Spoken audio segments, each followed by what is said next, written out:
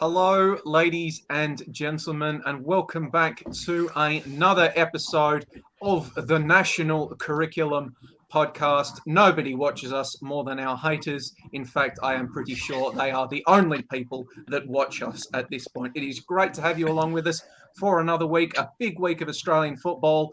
I'll go around quickly. I won't ask them how they are because Nick Stoll told me off for doing that last time. So on the show this week, we have Nick Stoll, Ante, Jukic, Nick Dabano, Josh Parrish with a little cameo for a plug, and then debut. Play the kids, making her national curriculum debut. Thank you. Pokuah Frimpong. Pokuah, I wasn't going to ask anybody how they're feeling, but I am going to ask you, the debutante. How are you feeling? You feeling the pressure? I feel good to be here. I've been the most dedicated supporter on Twitter, constantly commenting. So I think it's only right that I am finally on the show. And it is great to have you, Pokuah. And if you are not familiar with Pokuah's work on the social medias, one, follow her on social media. Her @ and all that will be in the episode description of this. And two, if you do, don't get on her bad side because she will banish you to the shadow realm. She puts all of us in our place. She puts anybody else in our place. So watch out. But big week in football. Lots to talk about on the international and domestic front. So let's get to it with the first game, the game that just happened, the game that I didn't watch because I was filing on the A-League women's game happening simultaneously. Brisbane versus Adelaide. Who watched that? Hold on. Should we? I think we got to let Josh is driving right now. I'm literally sitting in my car. You didn't put it in the running sheet. I got flustered. Right, no. We have a plug. Josh, give your plug. We'll do it live. Okay, so I am in my car because I am on my way home from the African Nations Cup semi-finals, which we were live streaming on the Football Empowerment page and on FNR as well. Sort of a dress rehearsal for the big dance, the grand finals that are happening on Australia Day on Wednesday. So it was the men's semi-finals tonight. Kenya with a 4-0 demolition of Djibouti. And I have to say, one of the worst tackles I've ever seen. One of those games where you see a team that's completely out of contention and they start to lose their discipline. And unfortunately, two-footed challenge on one of Kenya's best midfielders players has put him in doubt for the final. But they did the business. They've been looking fabulous going forward. Just one thing. You said team out of contention and losing discipline. Are we talking about Ghana at the AFCON Nations Cup? Are we talking about Ghana? Here you go. Take that. I came on the show for positive energy. It's fine, Nick. I allow you to have that. I did roast you before. I understand. It's okay. It's fine. It's what it is. Sorry, Josh. You came on the show for positive energy, yet you claim to have watched this show before. What? I don't know. Yeah, it was the kind of challenge that Thomas Partey might have made. And Kenya look irresistible. They did it easy, and every goal they score, any guesses for what celebration the whole team goes to? It's just every time. So one of their players actually rolled his ankle doing the celebration. He was rather embarrassed about it. So I hope he's okay. Shout out to an unnamed official at an NPL club who did his knee doing the celebration. You deserve it. If you do that stupid celebration, you deserve it. Mm-hmm. It's the best celebration. It's so funny. The crowd gets involved. Everyone loves it, apart from Nick Stoll, apparently. Second semi-final, it was South Sudan, one of the tournament favourites, who always seem to choke at this competition. They've always got the best squad, and then somehow they don't make the final. They've finally made good on that this year. So they won 4-2 against Botswana in a just ridiculous, fantastic, dramatic, ridiculous game. And the first goal was actually scored by the South Sudanese goalkeeper. So Mayan, who started for Avondale in the Doherty Cup final against Hume, you might remember, Joey. He apparently is now trialling with Melbourne Victory, by the way. Nice tidbit to come out of today. Just South Sudan were getting dominated by Botswana, looked totally at sea in the opening exchanges, even though they were the favourites coming into this match. Mayan gathered the ball, just hoofed it downfield as far as he could, and a nasty bounce off the surface left the Botswana goalkeeper in all sorts of trouble, and it slipped through his hands as he tried to make up the ground, bounced all the way in, and South Sudan took a thoroughly undeserved lead. Botswana kept their heads up. They fought back. Two beautiful counter-attacking goals left them 2-1 up at halftime. And it looked like the upset might happen after all. But South Sudan, they're such a confidence team. And as soon as they scored, it was a brilliant free kick to equalise. They looked irresistible going forward. As soon as they got that equaliser, they looked fantastic. And they ended up winning 4-2 with goals from Sabit James and Apaya Kuno, who followers of NPL Victoria might be familiar with. So they're stacked with talent. They're through to the final for the first time against Kenya. I think it is the two best teams in this tournament coming up against one another. So African Nations Cup Melbourne, a showpiece final coming up on Wednesday, which will be live streamed on Football Empowerment. And I just have to say, what a fantastic community tournament that is totally community led and run. It always delivers the entertainment and the excitement. We're going to be streaming the women's final at 4 p.m. and the men's final at 6 p.m. on Wednesday. And I'm going to have a special guest co-commentator for the women's final, someone who you might have seen in a Matildas jersey. So keep your eyes peeled for that one. Bobs. If I speak, I'm in trouble. Yeah. If I speak, I'm in trouble. Kate Gill. No. I think we only need one guess here. Like, Louisa Bisbee. yeah. I'll leave it a mystery for now. But guys, thank you for letting me have this cheap plug.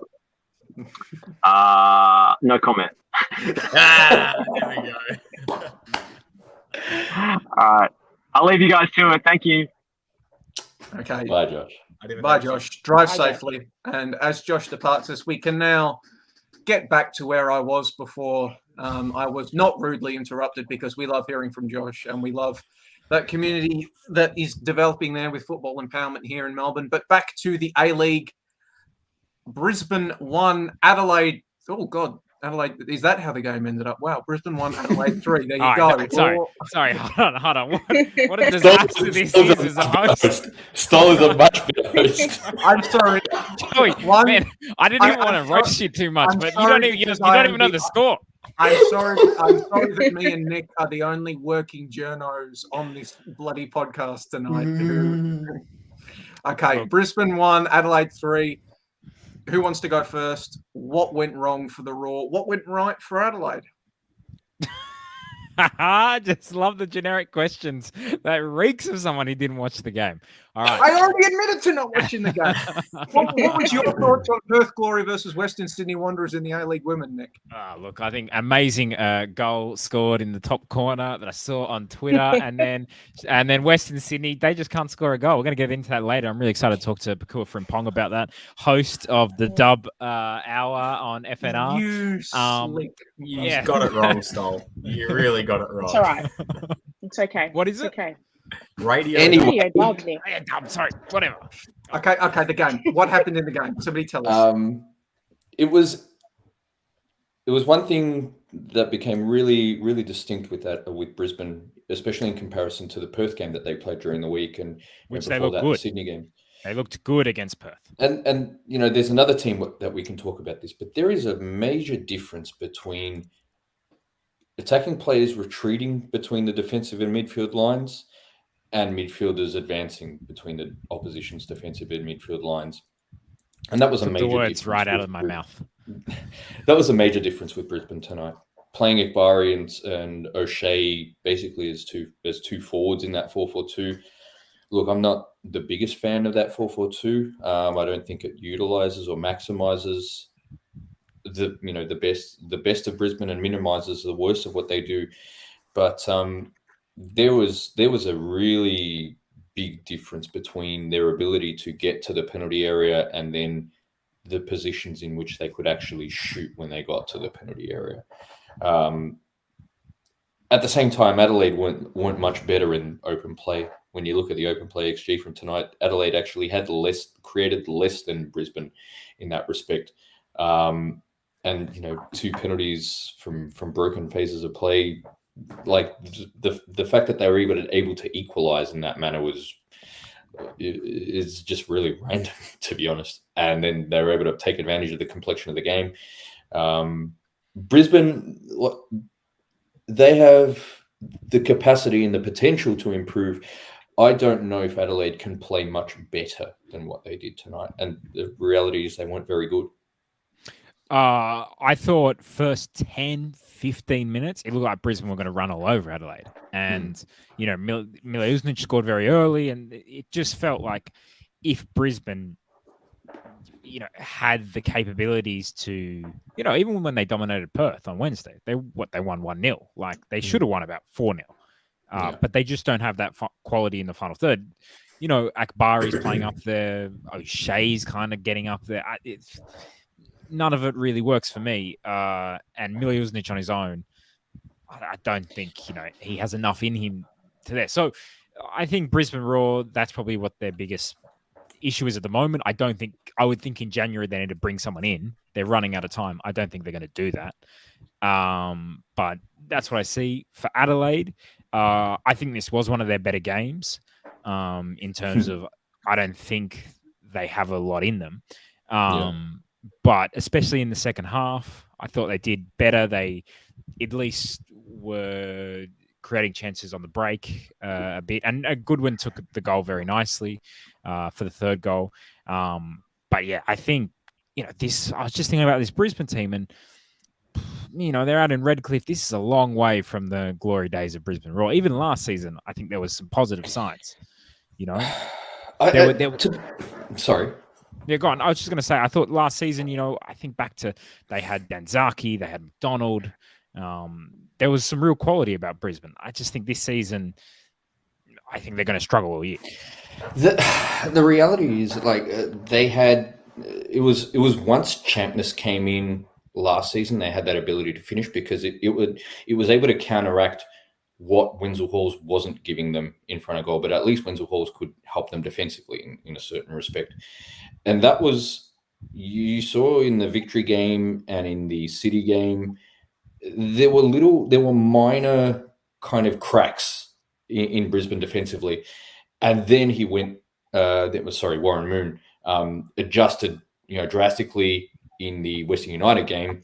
And then in that game, after about 20 minutes, basically adjusted to what we're seeing now in that 4-4-2. But I don't think the 4-4-2 gets the most out of Brisbane's best players in attack. And Milosnic, you kind of know what he is. We have to take into account that they weren't fully fit, that they weren't fully available in that respect, because Ivanovic, Demi, and Lascano were unavailable in this one. Personally, I think that's going to be a problem for every team in every game this season. If they're fully, hypothetically, if they are fully fit, I think Demi is their best option as a striker. I've got a question for the panel, and then I think Nick has one too. But in light of this conversation and other developments from the Melbourne City game, which we'll get to in a bit, but the developments surrounding them apparently bringing in a Japanese attacker, I am going to refloat one of my theories and ask for a response. Would a loan deal, Stefan Kolakowski to Brisbane Roar, be the best thing for all parties? I think it's better than him sitting on the bench for City. For him it would be good. How he is integrated into that Brisbane team, I think, is a big question. If he goes there 6 months, it doesn't work out. Because this is the same rationale with Ivanovic, though. Someone who's not really a winger, but someone who's not really a striker, and you're going to kind of make him fit somehow. I think Cole's more of a striker than Ivanovic is, though. I'm not necessarily certain. I think he feels more comfortable as a 9 than Ivanovic does, regardless of his attributes. Yeah, but the reality is they're kind of 6 of one, half a dozen of the other, to use a very A-Liga commentary phrase. I'm not necessarily certain Cholakovsky provides anything different to Ivanovic in that respect. In terms of what I think for Brisbane is, I think one thing I think that we're kind of discounting is they've gone from the league's best defence to now being one of the league's worst. And a common denominator in all this has been the loss of Tom Aldred and Macaulay Gillespie in the off-season as well. I just want to pose, we're talking about attacking reinforcements. And I know Brisbane aren't scoring a hell of a lot of goals, but they've got players, and I don't think that that's necessarily the first point of sort of like if you're going to target someone in the off season, or in January, I don't think that attack's probably the first area that you're going to look at.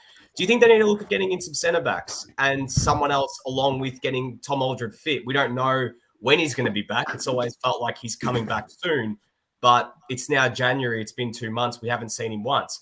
Do Brisbane have to look at getting themselves a centre back as well, because they're leaking goals? We don't know what their best back line is. How do you guys see it? I mean, they fix it. Sorry, go for it. I was just going to say, you also remember they lost Jamie Young as well, who was an experienced goalkeeper. He has his limitations as well, but that's another kind of massive out for them.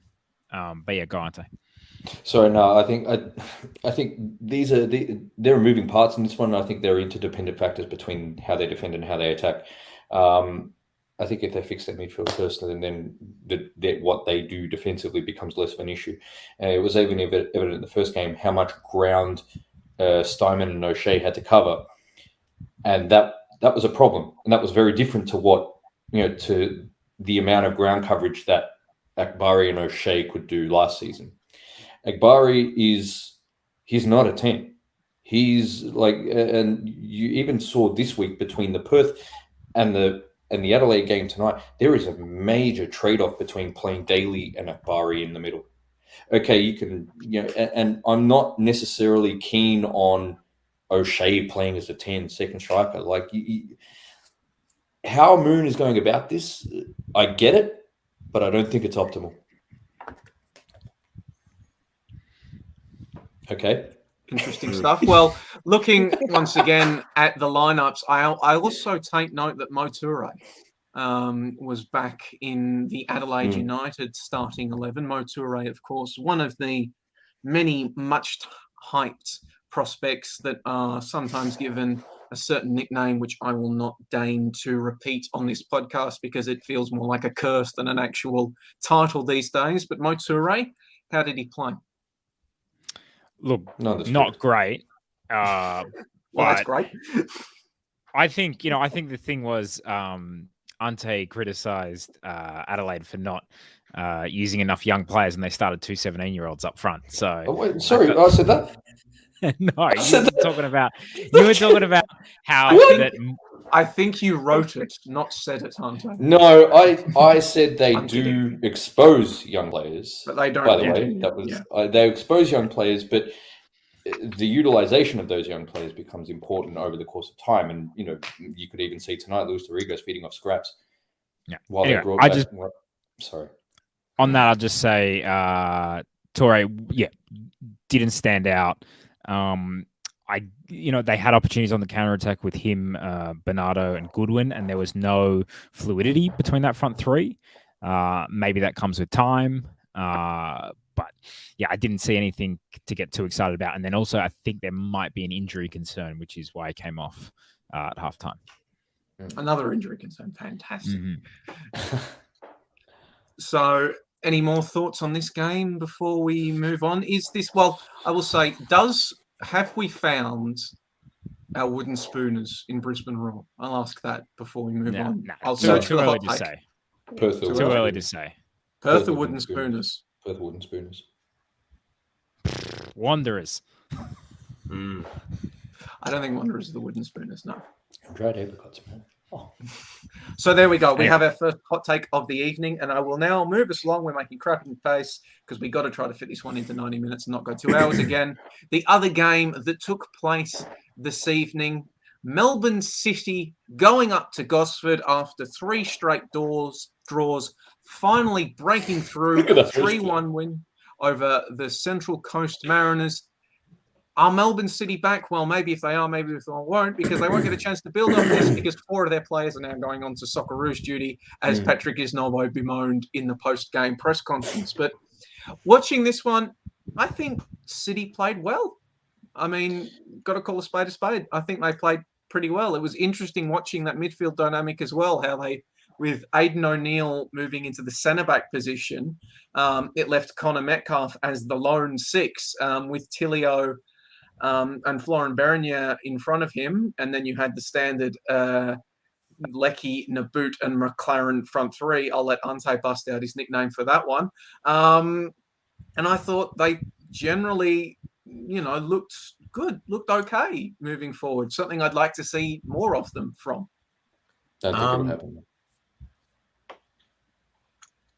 Sorry, Nick, we haven't heard much from you, Nick. You go first.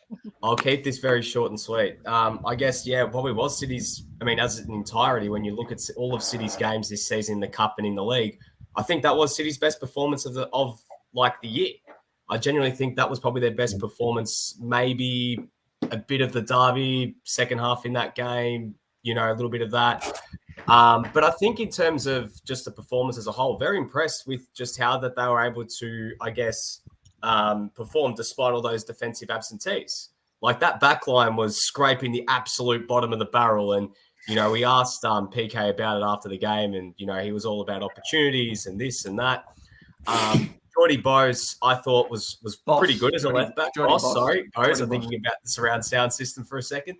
Geordie Boss, I thought was pretty good. I know, Ante, you probably jump on this a little bit more. I think he did come in a little bit too centrally at times, but in terms of what he offered when he was actually getting out wide, there was a couple plays in the first half where he was really bombing forward down that left-hand side, and he looks pretty good. I mean, he set up Jamie McLaren's goal inadvertently from his shot being parried into McLaren's favour. But other than that, Florent Berenguer was, again, sensational. Again, literally being the unheralded creative fulcrum in that Melbourne City team. Everyone talks about Marco Tilio and talks about the front three and talks about, even to an extent, Connor Metcalf. But Florent Berenguer, again, that ball to Andrew Nabu was just brilliant. Fantastic cross. And Connor Metcalf's a 6. I mean, that was interesting. I mean, that actually brings up a bit of a bigger point here. We know the Socceroos have a bit of an issue as a 6. Is this something that they need to look at? Like, is this something that maybe we could see down the track, Metcalf playing a bit deeper? I don't know if it's different. I know the teams are very different. The players around him are different. But I'd be curious to see if that could be something to look at down the track. But other than that, look, I know they're going to lose players, but it also, if we're going to talk about and use PK's terminology, it breeds opportunities. So when you look at the players that could come in, Stefan Kolakovsky, we mentioned, should start against Western United. Keyword should. Whether he will or not is a whole nother question. But this has to surely open up the door for himself and Manuel Pucciarelli. But I'm a bit worried about Pucciarelli. I'm not going to lie. If all these rumors about bringing a Japanese number 10 are true, I don't know if there's much of a future for him right now. And that concerns me a lot. Not just as an Italian, but just as about for his stocks here. Because I think he is a very talented player who just has been underutilized this entire time. I know I've said it the entire time, but the guy can play football. So, yeah, well done, City. Mariners, they were gallant in the best way possible. But then again, no, I think they just got run over in that second half. And it was a thing about legs, I think, with them. I say on the rumor of the Japanese player, I take that to the bank. Asking Kisnoba about it post-game, the fact that he was, jokingly evasive and didn't immediately shit on it tells you everything you need to know. Yeah. If PK's not shitting on it, it's basically happening. How do you translate in the bin in Italian? Nel bidone. Nel bidone. Well, that's Pucciarelli.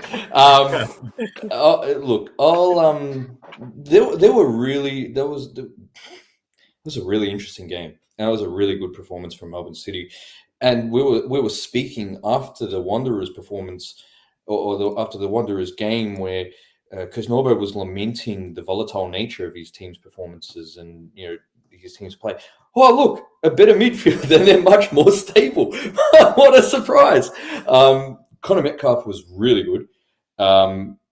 Having Tilio and Berenguer, who remains Melbourne City's best player, in front of Metcalf, made for a really open and much more stable, much more in sync Melbourne City. As a consequence of that, speaking of the ability of midfielders to advance into positions between the midfield and defensive line, it allowed for the likes of Nabu Lecky to stay pinning the defensive line back, to be able to take the ball with momentum. They're not having to retreat, receive the ball on their heels. Another aspect from today's game it was very interesting not only to see Metcalf play or look to receive the ball in the positions he did, but to have centre backs on both sides who could actually pass to him in those positions. Because you know what, I think when you have Nuno Reis and Curtis Good playing as a centre back tandem, you only get that from Nuno Reis passing forward into the midfield lines. Curtis Good really isn't apt in that respect. He'll especially when Jamison comes in to receive the ball. That's when he'll look to play forward. Otherwise, he's keeping it very safe. To have two centre backs who can actually play into Metcalf, that was a really interesting dynamic in today's game. However, speaking of that fullback coming in, it didn't need to happen because you had a midfielder who's looking to break lines and receive the ball and actually collapse defenses. The very point of the fullback coming in, or why it was conceived, was as a preventative measure against opposition transition. Like, it's not meant as a means to open play up. If anything, it cramps play, and that's what it kind of did today for Metcalf. You were able to cramp him at space. You look at how they conceded the goal they did against Central Coast today. It comes purely as a consequence of that. And so we were talking about Josh made a really good point a couple of weeks back, and I'm very much aligned with that. I don't think City know why they were good and why they were dominant over the past couple of seasons. There is a really big misinterpretation of that, and going forward, given the nature of today's performance, I think we'll see more of that. Interesting. Pokuah, what did you think? For me, when I look at City, I think they're one of those teams that they go really rapid and they'll score in really quick bursts, but after that they'll disappear and they won't really do anything. So the first time I actually saw them bring out a full 90 minutes that was relevant, and I was like, oh, this is actually something to build on. But I don't have any faith in this team to know what they have to put it together for a full 90 minutes, because I don't trust PK to figure out all of their faults. That's just me. I think they're a great team, but they don't look succinct when they go forward sometimes. It's going to be interesting looking forward. They've got the derby against Western United next week, and yes, it is a derby. Melbourne City fans, don't at me. It's a derby. They're both in the same city. It's a derby by the literal definition of a derby. It's a derby. It might not be a rivalry, but it's a derby. I will argue semantics over this all night. But no, it's going to be very interesting to see how Melbourne City line up in that game. So you've got numerous different factors at play. You've obviously got the 4 players departing on Socceroos duty. So that means you are going to have, at minimum, 3 new members of that front 3. But then you also have Scott Jamieson is going to be coming back. Nuno Reis is going to be coming back, definitely. Roston Griffiths, I'd assume, will be coming back, given in his post where he sort of, amidst rantings against West Australia, slipped in that he'd had Omicron for 4 days. He said he was feeling fine. So I imagine he will come back into the side as well. And it's, how does City set up? Do they just revert straight back into what we normally see them? So it will be Aidan O'Neill and somebody else. The question is, Jamison, will Jamison, should Jamison be a bolt-on starter ahead of Jody Boss? I think hierarchy is a big thing in Melbourne City, as this podcast has been saying. Jody Boss is going to have to become the greatest trainer the world has ever seen and create or score goals every substitute appearance he gets. And or Jamison is going to have to turn into one of the worst left backs the league has ever seen. Or succumb to injury. Or succumb to injury, yes. Like, Jamison talks a lot, but he's also, especially at an A-League level, he's a decent A-League level left back. Yeah. Like, he's not some absolute, I know he's not some absolute fraud at left back when it comes to his playing ability. Whether his playing ability matches his talking ability, that is another debating matter entirely. But so it's not like he's actively dragging City down on the left out there. Ergo, Jody Boss is going to have to do a lot to both convinced Kisnorbo that he will be getting an upgrade over Jamison at left back, and also to overpower the sense of hierarchy that is increasingly evident at Melbourne City. But I'm a big fan of Geordie Boss. I remember watching him back when he was playing in Melbourne City's under-20s. I have watched him progress through. He's a natural left footer. Got a lot of time for Geordie Boss. Think he's going to develop into something very intriguing moving forward. So if he's not, I was about to say if he's not starting in a few years, we have a problem. But that goes back to the age-old problem with the A Liga, that maybe we expose young kids to these minutes and we declare job done, and then we stop checking in with them after 6 months, and then they've disappeared off the face of the earth. But they got that debut, so that's what matters on the metrics. But no, think Geordie Boss is a good talent for the future.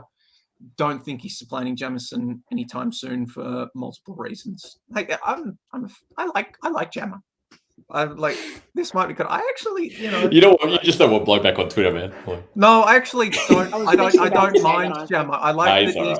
I like Jamo speaking. As I said, he's a good left back at A-League level. I rate the fact that he isn't 50 Shades of Beige in public. I like Jamo. So yeah. Just one thing about Jamo. If he's got a press conference that week, don't just go to the Melbourne Victory press conference, because he'll let you know about it on Twitter. He will let you know about it on Twitter. So are you speaking from personal experience here? I'm speaking definitely from personal experiences. But hey, I mean, yeah, look, Jamo's Jamo. He's a great personality. And I guess, as you said, Joey, we need more of him. Like, it's a shame we don't see more players actually being a bit more open about this stuff, showing a little bit more personality. We want to see that. So as much as, he's not necessarily Teo Hernandez left back standard, he's okay. Like, he's not bad. He's not bad. And he's a good guy. So I'm all for that. I'm all for the good guy policy always wins over. Okay, there we go. Well, there were actually, although our conversation might lead you to believe otherwise, there were actually two sides playing today on Central Coast Stadium. The other side was the Central Coast Mariners, hit by 5 COVID cases before this game. But just in case you haven't read my match report from that game, for whatever reason, you cretins, the reason the game couldn't be postponed, according to Montgomery Post, is because the A-League rules surround if you have 5 players from your previous A-League game to have test positive. The Mariners last played an A-League fixture in mid-December. Yeah. So that was the squad that they had to compare it to. So somebody like a Garen Kuol didn't count against this, the limits for this one. So, ergo, they could not have the game postponed. It didn't. They weren't looking at the FFA Cup. They were looking at that last game. So that's why the 5 absences were there. However, reinforcements are on the way in the form of Soccer Twitter's favourite Scottish striker, Jason Cummings. Big cum dog. The cum dog. Now, in terms of Cummings' profile, he is a striker in his mid-20s that has played for Nottingham Forest, has played for Rangers, played in the Scottish Premiership, has the talent to contribute to the Central Coast Mariners. The only reason he is available for the Central Coast Mariners is because he was at Dundee and he went out and he did that much damage to himself on his night out that he rocked up to training the next day and was thrown out by the coach, who then immediately decided to F him off. And one might say that he's effed him off so hard, he ended up on the other side of the world. Now, this has the potential to go very, very bad. And I know, and for the Mariners, it could go great. It can also go very bad. And I also think, can we stop trying to meme cum dog for the Socceroos? Hey, the man's excuse me, listen here. You were the one who was saying one Del Boy for Socceroos You have a leg to stand on in this one, trying to meme players into the Socceroos. Thank you very much, Joseph. I was trying to Lynch. meme a good player. It was a meme that was the truth. And you know what the big difference between me memeing Delbridge into the Socceroos and people memeing Cummings into the Socceroos? I've actually watched Delbridge play a full 90 minutes of football. Well, and also, Delbridge isn't a pun on anything. Yeah. So Yeah, that's But what you know what? But Look, he's not I liked international. Delbridge because he was an athletic defender that was willing to carry the ball out, could play the ball around. Yeah, he had a brain fade, but I also thought he was a good defender who could cover and play in multiple positions. Cummings, I think most people know Cummings because he's got a Joker tattoo over his face. His name sounds like male ejaculate, and he's a party boy. or female ejaculate if you want. You don't have to gender it. I'm actually. Did I just get myself cancelled because of I'm just saying. Everyone deserves to orgasm. Keep listening to the end of this show. Can I make a quick point? I just want to say before we get on to Cummings, who I don't know anything about. I don't know. He might be good. He might be bad. Whatever. I don't care. Let's see how he goes. But the one thing I want to say is, like, Mariners, tough day today, but good week for the Mariners, because 2 seasons ago, we were basically calling for them to be to invent relegation in this league just to get rid of this team because they were so bad. We were trying to move their license to Canberra. There was talk of moving their stadium to other parts. This team, Manchester United was going to buy them. Oh, well, look, this team was an absolute joke, right? The whole Usain Bolt, it was an absolute joke. And now they've gone and made the FA Cup final, which I think, I feel like they didn't really get the credit for, because I think that is an impressive turnaround. I feel like maybe the FA Cup has been forgotten a little bit at the moment. But to go from where they were to cup finalists and a good chance of winning the cup, which would then put them into Asian Champions League contention against your boy Andres Iniesta, I think that's fantastic. And I think that's something really excited that the club should be excited for and be praised for that turnaround, even though maybe they won that game in semi-dodgy circumstances. That penalty was dodgy. But look, this football, these things happen. I'm happy that team at least has something to show for their efforts. The thing is, like, you having watched a great deal of Spanish football as well, Stoll, like, they remind me of Getafe under Bordalas. Like, they work. The Mariners. So they work. For anyone who has not watched Getafe under Bordalas, that is not a compliment. No, it's not. I'm not saying this in a derogatory way. Don't get me wrong. No. Like, I'm trying to be really objective about this. They're uncomplicated in approach. They are limited in terms of possession. But they compensate for all that by working extraordinarily hard. But the thing about which is what you want a team down the bottom of the league to do, actually. Absolutely. Or like not necessarily a team down the bottom of the league, or the team that doesn't have the means of others. Yeah. And this is a completely acceptable way to compensate this. And however ugly, let's say, aesthetically, Getafe might have been, they were still fun. And this is kind of the thing with the Mariners as well, because they are that kind of underdog and they do work extraordinarily hard and they are able to create problems for the opposition in, the ways they have done. The only thing about today it's that this was the first time they really weren't facing middling opposition. Yeah. And a game like this, that was like, speaking of that comparison to Getafe, they always had a ceiling against teams that could really play through and really functioned in possession. However, this might be a one-off for Melbourne City, given the logistical dynamics to all that. It was interesting to see how much the Mariners was gifted to them by Melbourne City today. Nevertheless, really cool to see them in the FA Cup final. Absolutely. I think it's a shame that the first year we're supposed to have a neutral site Melbourne FA Cup final. The Mariners qualified. It would have been great to have the FA Cup final Of course, and reveal the worst kept secret in Australian football, that it will be the Australia Cup from next season. But I'm going to move us on to the next game. But I have to come back to one thing, because it's been bugging me about this Cumming thing. The signing of Cummins, and it's been an open secret for quite a while. Has anybody on this podcast seen any of the excitement around his arrival couched around what he could actually do for the Mariners on the pitch? No, it's pure NRI. No. Yeah. It's pure NRI. Well, you know what's funny? Go on. It's just meme. I think it's just a meme. Like, and it kind of. So what, comes meme back, recognition index? meme MRI. Speaking of meme NRI, recognition. I think we've just coined something else. But speaking of NRI, great to see Carl Jenkinson score today.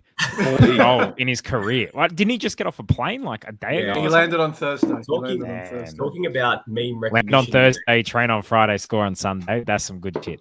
Talking about the meme recognition index, this would be like, Ante, you probably are very accustomed to this, but it's like, imagine if like literally they signed, Richie and Galorza, signed them and put them up top instead of signing Jason Cummings. If you guys aren't familiar with them, they're a French comic duo and they're the guys that are always staring. So it's like literally the same thing. It's like we don't know if Jason Cummings is any good. It's just it's a cool nickname. So it strikes me as the off-field version of what I wrote about in The Guardian last week about what is a good A-Leagues game? Is a good A-Leagues game something that bang, crash, wallop, red cards, drama and entertaining, even though the football's shit, or is a good A-Leagues game a scintillating game of football? And basically, in the end, I concluded they could be both.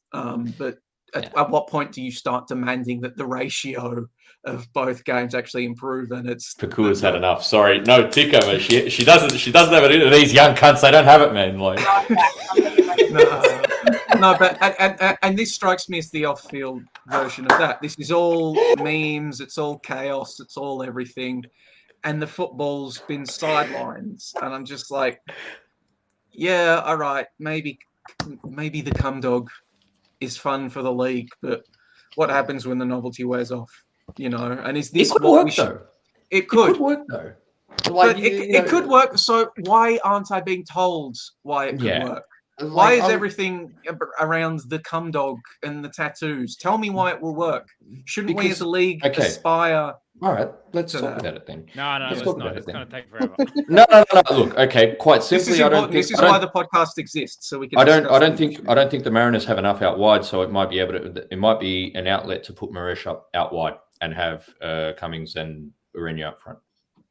Thank you. Get this man a job at the Sydney Morning Herald, The Age, the Herald Sun, somewhere like that, so I can read about this. So yeah, because outside of Nisbet, I don't think they really get much out of Nkololo. Cy Goddard is one of those who like drifts in, but doesn't really give them much penetration. Same thing with Nisbet. Nisbet will run all day, but how really transformative is Nisbet from a possession standpoint?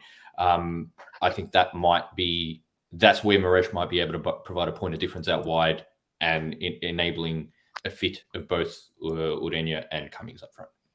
There we go. You are welcome, Central Coast Mariners fans, for the national curriculum.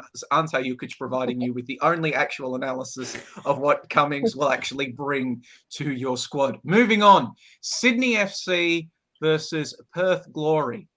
Daniel Sturridge came, he saw, he conquered. It went twang. It went twang. He was there. He was on the scene. He had a front row seat as Bruno Rowley produced an absolute pillar of a strike as Perth Glory won. He's so damn good, is Bruno Fornaroli. But Sydney FC 1, Perth Glory 2. The ticker on the bottom of the screen reads Sydney in crisis. We'll get to that first. We discussed this last week as well, and Sydney didn't do anything to dissuade us from that they're in crisis. But so you weren't on the show last week, Ante. Why is Sydney in crisis? Add your take. Inability to adjust, quite simply. And, look, the funniest thing about last night was it was the exact same thing the expectant one would do when Sydney would go down. He would bring on Lokalingoy, he'd bring on Matt Simon. And so he broke the PMP glass in case of emergency last night and bringing on Trent Bahadur as soon as Sydney went down. and the continuation of the great pickup, by the way, Stoll. The continuation of the Milos Ninkovic, Max Burgess job share is something that I am not a fan of. Because as soon as Burgess gets it, everyone is looking behind the defensive line. Nobody's looking to feet. Caceres, I think he's immensely overrated. He shouldn't start ahead of Ninkovic if Burgess is also going to start.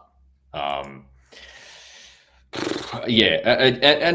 at the same time, I'm not necessarily certain that this Sydney can continue playing in this formation. At the same time, however, this is part of their game model. They actually do have something representing a plan going forward, and that was something I really talked about. I kind of talked about in Friday's article, like how many of these clubs actually have a plan with respect to the squad composition. And so with respect to Sydney, they're going to keep doing this because this is how they believe their football should be played. I'm not necessarily certain that they have the pieces to complement that at this point in time. And so how Corica will kind of throw the proverbial at the wall to see what sticks, we're going to see more of that this season. Well, Nick Stoll, as the resident member of the Sydney football media mafia, what's your view on the Sky Blues? What has the shadow board said? Well, you know what? So, okay, if this was a Sydney FC board meeting and we were called on Monday, how would you guys tackle how the team is This might tracking interfere right with my hypothetical role on the board of the APL, though. now? Okay. But I just think they're not gonna get rid of Corica. No. They're gonna persist with him unless it goes dramatically bad, and they'll still wait to the end of the season. Yeah. Which I don't think it will. They're moving to the SFS, the new stadium, next season, which I would imagine they would really not want to do at Wanderers, which is move to a really nice stadium, get everyone super excited, and then play absolute dog shit football and come ninth or something and sack the coach and just be an absolute disaster. Because there was that whole thing at the showgrounds. Oh, they're gonna improve as soon as I get to Para, and then just. Well, and there was the optimism. And you know what? From Sydney FC fans, look, you can't judge crowds too much at the moment because of the COVID pandemic, but interest in Sydney FC is down. And they've been winning year after year after year, and they've kind of been maintaining that 15,000 membership crowd number, and it is draining right now. Like they're getting 3,000, 4,000 to the games. It's hard because of the schedule and people don't know when games are on, and that's true of every team across the league. But I think Sydney FC really need to decide right now where do they want to be when they go into that new stadium next season, because the continuation of this, they're gonna have the same problems as the Wanderers, and that will be a disastrous way to effectively re-announce yourself to the league. So I think Sydney FC should, if they weren't already, not worry too much about this season and really look forward to next season and start planning, because I think there needs to be big changes. I think you could do both. I tell you what, it's funny because this chat that we're having now, it reminds me of a conversation that I was having with my old man this afternoon, Michael Lynch, chief football writer for the Age newspaper. We were discussing in the hypothetical environment in which Graham Arnold leaves the Socceroos and comes back to clublands. And we were both talking about how in the A-League, there's only a handful of clubs that could probably afford to pay Graham Arnold what he would demand as the former national team boss to not go overseas. Sorry, look at you guys writing his obituary before the World Cup qualification phase is even finished. Oh wait, sorry, he's writing his own. Yes, keep out for that. There's embargo chats coming out at midnight. Yeah, I was going to say, Ante, there's still 3 more hours in this embargo. Nothing on right now, mate. Please. Let's tease it. Let's tease it. We were going back. We were saying there was of the teams that let's go through the teams that could afford to pay Graham Arnold in the A-Liga. Melbourne Victory won't touch him with a 20-foot pole. Melbourne City won't touch him with a 20-foot pole. Western Sydney Wanderers won't touch him with a 50-foot pole. Why not? Oh, yeah, I just Yeah, agree. Why not? Okay, all right, let me clarify that. Western Sydney Wanderers won't touch him with a 50-foot pole if they want any members left. Nah. I think They win, they'll be fine. Memories. Yeah, I Fans think that people memories. accept him. There are Western Sydney fans I've seen on Twitter actually calling for him to And they would give All right, Arnold control, and that's the thing that wouldn't happen at Melbourne City, for example. They wouldn't give Arnold control, and that's something that Arnold has always wanted, even when he came into the Socceroos setup. That's why he's coached the whole. That's why he took over the Oli Roos setup, irrespective of the logistical dynamics that entailed that. But he wants control. Western Sydney would give it to him. I wouldn't look. Not to say that this is possible or that this is in the works, but I wouldn't suspend it from the realm of possibility. Well, I think it is nearly as likely as going back to Sydney FC. Look at the shadow realm, just like drip feeding stuff out there for the public. If you're a Wanderers fan watching the live broadcast of this, leave us a comment in the chat. Tell us how you would feel about Graham Arnold as the head coach of the Western Sydney Wanderers. But no, in our conversation, given that we discounted the Wanderers, we saw really only two clubs that might do it. One, Western United, maybe, which I doubt. The other is Sydney FC. Yeah, possibly. I think that would be a mistake in terms of if you're going into the new era, going back to the future. No, but they would be going back to the era where they almost had an invincible season with a dynasty and all of that sort of jazz. Okay, yeah, sure. The greatest A-League team ever. And I will give a lot of credit to that, to their foreign signings that were, I think they were way ahead of the league in those seasons with the foreigners that they had in key positions. From memory, it was the centre forward was a foreigner, the centre back was a foreigner, the centre midfielder was a foreigner. Like that spine was just straight foreign players, and they signed better than us. Yeah, and I think the rest of the league was weak at that point, and I just don't think that he's going to repeat. Is the rest of the league strong now? The rest of the league, you know what, the league, let's be honest, the quality of the league has gone down. Yeah. Over the past, like specifically since lockdown, the quality of the football has been shit. However much people don't want to accept that, however much people, let's say the cheerleaders out there, I know I'm not necessarily the most, I know I can be perceived as cynical. Or a hater? I think a hater. I'm a hater. I'm like Ice-T. I'm like Ice-T and Chappelle Show. I'm a bona fide hater. However, the quality of the football since the lockdown has been dog shit. I agree. And I think you know what? I was the one who accused you of being a downer. Yeah. But I think there's been a yeah. You've seen the light, huh? No, I haven't seen the light. I just think you need to be positive when there is a hint of light. When there's a glimmer of hope, you're like, oh, I see it. I think the interesting conversation about this is like, I think people last season got really excited because it was mainly like, I think people weren't, distinguishing what are you actually being excited about the league being good quality. Because as you said, Ante, the football wasn't amazing. It's just, oh my God, goals. Oh my God, goals. Yeah. Young kids playing really well, which was fantastic. We got some great moments from some young kids last season bursting onto the scene, like Alec Wall and Marco Tilio and Stefan Kolakovsky, etc. There's plenty more. But sorry. I wrote about that on Friday. The whole idea that these kids were getting substantial minutes in comparison to the older players is bullshit. Even this season, we have less players playing, substantial minutes, or younger players, outfield Australian players with match-deciding responsibility. They are not getting that scope. Meanwhile, we have more players over the age of 30 playing 50% of minutes. Like, can we stop bullshitting ourselves, please? And not playing well either. It's not like the 30-year-olds are ripping the league. Man. Yeah. Sorry. Look, you don't need to apologise. In Sydney, Perth, I will just say, good for Perth that they got this result because they played pretty poorly against Brisbane. I think it'd been 40 days or something since they'd had a match, so you kind of expected it. Then they get the news that they're not going home for a while. I imagine just internally for the club, they've spent a lot of money on Daniel Sturridge, right? presumably on the basis that he was going to play in front of a home crowd and sell out that HBF Park.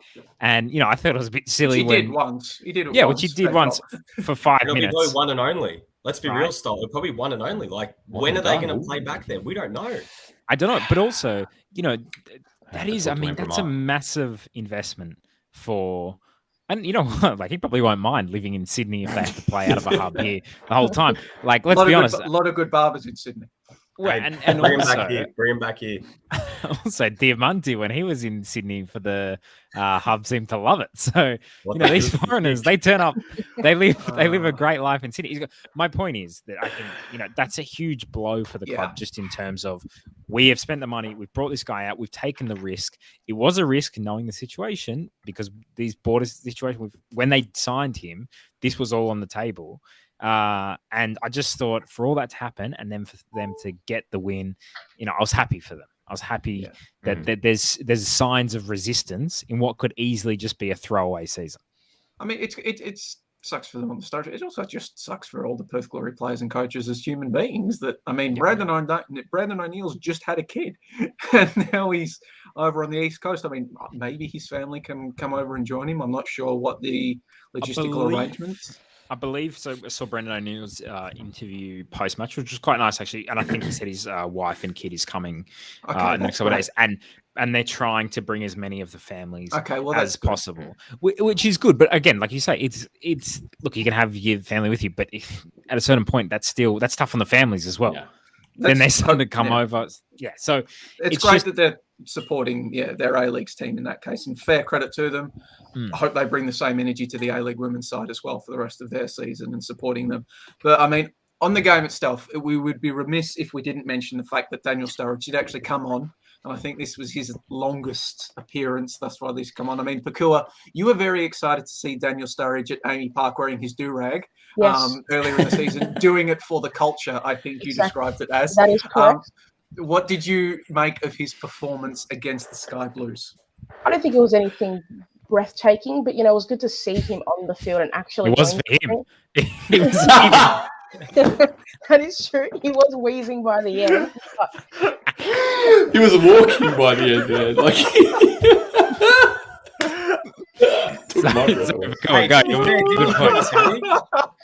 We're trying to get Pokuah to make a point and then just stall. No, go. No, he was, nah, they got to earn it. He was okay. I would like to see him on the field with Bruno. That would be quite nice. I don't want to see him just by himself. It's not really. I understand the season might be a throwaway, but just for the fans at least, play Sturridge with Bruno, and it might be something creative and actually have something to be that people will enjoy for the rest of the season. I mean, talking about guys in their 30s that aren't ripping the league up, Bruno Fornaroli, not one of those.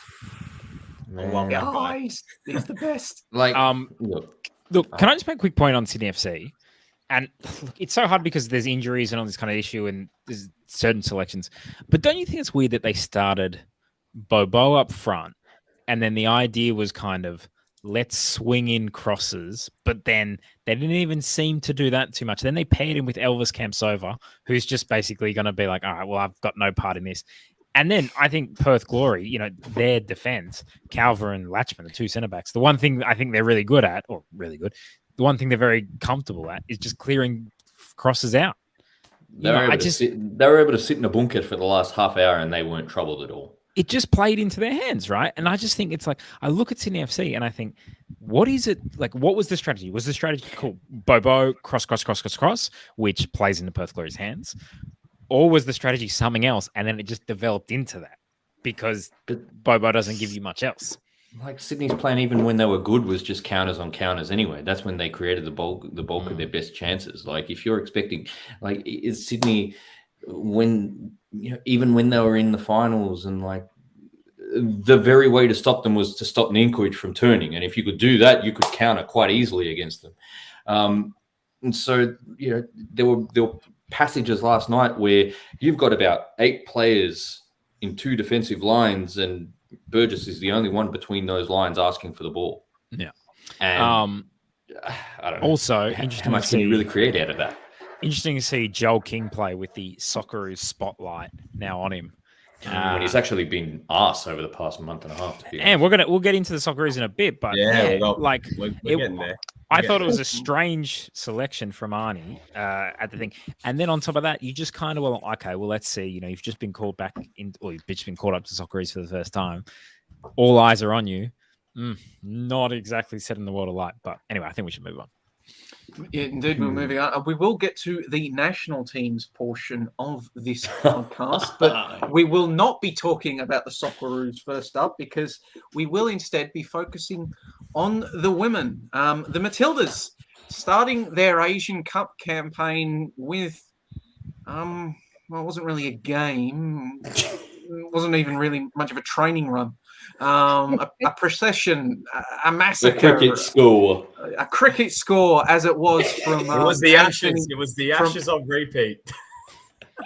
How many English players actually got more than 18? Beating down another country as red and white in their flag. No, we needed one Indonesia goal to make it look like the English top order, like a 1 for 18. All right, moving on. A lot of talk after this game. Obviously, we'll get to Sam Kerr, the record, and the conversations that flow from that in a minute. But a lot of the conversation post game before we descended into the cultural wars was surrounding the approach from Tony Gustafsson. Tony Gustafsson rolled out a pretty much a first choice 11 for he pretty much said post game, if I'm playing with 4 at the back, this is my first choice 11, and did not ease up on the Indonesian. Sam Kerr played 67 minutes. The subs that came on, Ivy Luke was brought on as a substitution. And there was a lot of talk post-game about whether or not this should have been an occasion when he was bringing on younger players. Holly McNamara made her debut, but the likes of Courtney Vine wasn't seen, and whether that was a missed opportunity. I think personally for me, and I was thinking about this in the morning after I woke up, there are multiple ways that one can look at this. And it's like, my perspective is, I was quite vociferous heading into this tournament, of the figures in the media, putting the spotlight on Gustafsson. I was pretty much right up there writing that, okay, you've been talking about the Asian Cup for months and months as your team has played poorly in these friendlies. You better deliver. It would be intellectually inconsistent of me to then turn around and slam Gustafsson for doing what he thinks is going to get him and his side to the Asian Cup and winning the Asian Cup.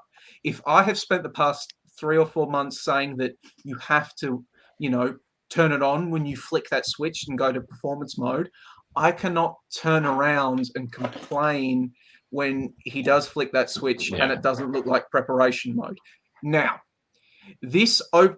I'm fine with backing him if he wants to do this to the Indonesians. If he wants to ruin, the hopes and dreams of 11 Indonesians, that's fine. If it's going to win Australia the Asian Cup and it's going to, enable him to do that, that's fine. If this result isn't followed by wins against the bigger nations, South Korea, Japan, that is when he is opening himself up to a lot of criticism, and I will be at the first to slam him for that, because he's basically revealing himself as flat track bullies. Your vaunted performance mode can beat Indonesia 18-0, but it can't beat South Korea and Japan. I'm just when wasn't that the case with the Matildas, though? I know, but when wasn't that the case? This is me. This is me using Gustafsson's own expectations. This is what Gustafsson has been saying. Judge me on this. I've said fine. I'm going to judge you on this. You better deliver. So my take on him not playing the kids against Indonesia, that's fine. As long as it's followed by success. I don't, preparation mode was in the friendlies where he played he's played more than 60 different players in 2021. We've had enough time to see the kids. If this is performance mode, let's actually commit to performance mode. Speaking of kids, this reminded me of a kids game, to be honest. You know, when like you're smashing a team or you get like a goal kick and they can't really get out of their own half because you're just out PMPing them and like just they just panic. That was the impression that I got, even in the first 20 minutes, let alone the whole game. It was just like to the point where you could take a little bit out of it, but how much can you really take out of this game? Outside of the fact that Gustafsson has basically said, all right, we're going to win it. We're going to go, we're going to go 100 miles an hour and that's it. Fine. And that's why I'm kind of aligned with you in terms of, let's say, the objective of this tournament and the motivations behind this tournament. On the pitch, though, this was we're seeing more of the same, just against lesser opposition. Yeah, I don't know how much you can take into that, and are we going to get into Sam Kerr? I mean, we will in a second. I think I also want to take. I don't think I disagree with some of the conclusions with that game that this was important for Indonesia. No way. I don't think there are any Mark, please. This is a reminder of is it a reminder of what how much investment Indonesia? I think Indonesia knew they needed to invest in their game before this. I mean, I don't think if they'd lost 5 or 6-0 and showed a bit of fight, I think it would have been good for Indonesian football. I don't think losing 18-0 is good for Indonesian football in much the same way. Yeah, in the opening game of the Asian Cup is good for Indonesia in much the same way that getting pumped 31-0 by the Socceroos wasn't good for American Samoan football. Yeah. Oh yeah, they got to play against a team that was much, much better than them. Yeah. Is that going to fix? Speaking of motivations behind that win as well, like Farina was actually going, in a similar way to Gustafsson in this game. He was like, they were going for it. They were going to smash every team out there, and that's fine. But in the same way that you saw with that generation of the Socceroos, sorry about the intergenerational comparisons here, or intergender comparisons, but what was the ceiling of that team, and what's the ceiling of this Matildas team? Yeah, I think to develop as a footballing nation, you need to invest in your junior pathways, give your players places to go, provide them with meaningful competition, all of that sort of stuff. Getting to play against a team that isn't on your level doesn't. I don't think none of the Indonesians improved from that game. I mean, would we declare that an under 14 team that got pumped 18-0 learned a valuable lesson? No. No, they just know that they're not physically on the level of the opposition. That's it. Yeah. I think that's the only thing Indonesia can take out of that game. And how do the Indonesians improve on that game? Grow tall. Yeah. Get big. Yeah, just get big. Start hitting the, eat clean and train hard, as the phrase goes. But I mean, go home and be a family man. Pokuah, what did you make of the game? For me, in terms of playing the younger kids, like that narrative, I actually think after the halftime and it was 9-0, I would have maybe liked to have seen more of the younger kids play, only because plan A for the Matildas sometimes seems to just fail and it doesn't really seem to have a plan. So why not form a plan B and C? So then when we do face these bigger sides, and the World Cup is ultimately the goal, we've at least tried it against some team, even though it's a training drill and it wasn't, they're not really going to challenge the Matildas anyway. It is still a match, and playing the likes of Remy Simonson and stuff like that, you can create different scoring opportunities. He put Alana Kennedy up front as essentially a joke. Well, then if you're going to do that, well, you might as well put one of the kids on and actually try something that's going to be relevant. So it's good on Tony Gustafsson for putting out a strong team and sending a message. But if you're only you're not really solidifying a plan B or plan C, what's the point of, scoring these 18 goals?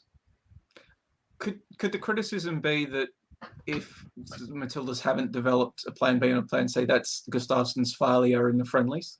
That he hasn't been working on that? Or is it just that he has been trying to develop a plan B and a plan C in the friendlies and he's just failed spectacularly? Maybe just put it in the too hard basket. Sorry. No. I think it's a bit of both. I just don't think he knows this team very well. And I think it's clear because he puts out lineups that aren't great. And he got lucky and he's found Claire Wheeler and she's, been a good number 6. But he still puts Emily Van Egmond there in that position because he doesn't actually know. He's just got lucky. So how can I, and any fan of the Matildas, trust him to figure out a plan B or plan C? Because it wasn't long ago after the Brazil games where they were saying, no, we're going to trust Kyra Cooney-Cross as a 6 in our midfield. Exactly. And the first game of the Asian Cup, Claire Wheeler's playing ahead of Kyra Cooney-Cross. I'm not necessarily against Claire Wheeler playing against Kyra Cooney-Cross as a base of the 6, but there's, let's say, an inconsistent narrative in that respect. There's Claire Wheeler playing at the base of the Matildas midfield, and there's also the revelation that Gorry would have been on the plane to India had she not turned it down. But where would she, where would that would be the other thing. Where does she play? But giving Gustafsson benefit of the doubt, she would be playing as a 6, wouldn't she? No chance. Oh, she would be playing. No chance. No Where chance. do you think she would be playing? They'd play Wheeler Van Egmond with Gorry in front. No, I meant when I said giving him the benefit of the doubt, where would we like to see her play? Oh yeah, no, you know where we'd like to see her play, but at the same time, there would be players in the Australian midfield that wouldn't be in the starting 11 alongside to not just make way for Gorry. And that was the thing. Even if going back to France, that was kind of what we saw with Gorry as well. And you look at the I don't want to get into it, but yeah, this team has a ceiling. I'm very intrigued to see whether they realise that. We are talking about the Matildas, so we probably shouldn't devote too much time to a player that isn't actually even in the squad. Yes. But Pokuah, did you have anything, or should I throw to Nick Stoll? No, I was just going to say, I know Ante's his ceiling for Matildas is quite low. I have a decently high ceiling for them. I just think that the formation that we continually choose to put out doesn't allow the team to be good. And even in moments in that game against Indonesia, defensively, there were some clear lapses, and it makes me a little bit nervous that when we are going to verse these bigger teams, this formation is not going to give enough defensive security, for the long term.